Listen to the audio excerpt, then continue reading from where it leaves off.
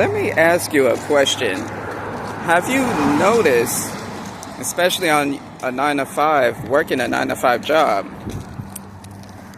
each time or every time you don't dance to their music, you've noticed that your days at that place is harder? They make it harder for you to deal with. The task seems like it's more intense. Seems like they're clocking you every time. As much as taking care of your personal business. What I mean by that, just going to the bathroom. Now that's funny, but then it's not funny. I have heard stories, testimonies that either a manager or a shift leader timed them, try to clock them on how long that they were in the bathroom for. Unfortunately, I could relate to it, to the very sentiment. Whoever watches this video, comment down below, I can relate. Or you've heard of stories and testimonies like these. That is a shame. And some, they don't make it obvious, but they'll ask questions or they'll try to use it as a joke, like, oh, you took long, is everything okay? They try to cover it up, showing concern, or they're covering up as an underlining joke. Meanwhile, it's clear that when other people leave from their desk or from their post for more than 30 minutes or 15, 20 minutes, they don't say nothing to those people. They don't say nothing to others, but they say something to you, even if you, let's just say you took 2 to 3 minutes, or 2 minutes, or even a minute, or 5, or heck, 5 minutes, right? You notice that they clock you. They even go as an extremes as waiting at your desk or your work area. Sometimes arms folded, like you're a child, right? And it's like, how dare you? Why do you feel, and it's speaking to these,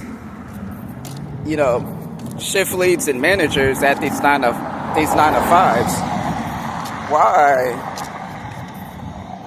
do y'all feel the need to time when someone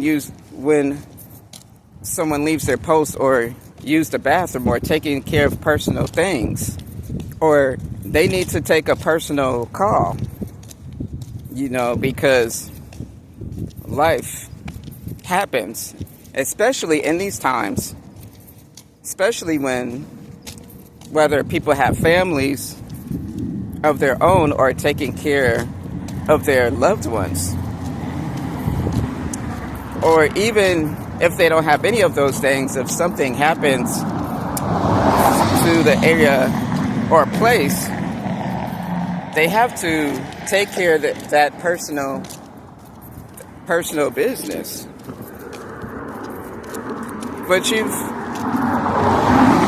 But y'all, have you noticed that when you don't do their song and dance, and you don't think like them, then they find the smallest ways to either try to press your buttons, try to time you, try to really like clock you, try to time you for your lunch and time you for your breaks. Meanwhile, there's other co-workers that they get extra leeway. They don't come back until 8 minutes after the time that they should be back from their lunches or break, but let you be 1 to 2 minutes late from yours. Then all of a sudden you are on their list. And with a lot of these 9-to-5 jobs, there is bias, and you're on their hit list. Now, the main thing that they do is they cut your hours and they cut your days shorter and shorter until next thing you know, you are no longer on the schedule. And then when you call them out on it, when you bring it to their attention, right? They're like, oh, well, we need A, B, and C at a quicker pace. Or here's the favorite one right here. Oh, there's not enough hours. Just be patient, or we'll have some more hours next week. And then you're like, okay, next thing you know, a week goes by. You're expecting to be at least have one day a week. You don't even have that the following week. And you're like, in your mind, you're like, I thought you said that there was possibly going to be some more hours. Meanwhile, all the while, they are hiring more. They are hiring people at the same time. And see what these 9-to-5s do, and the game that they play, and they're not going to tell you this. And I want you to keep this in mind. Don't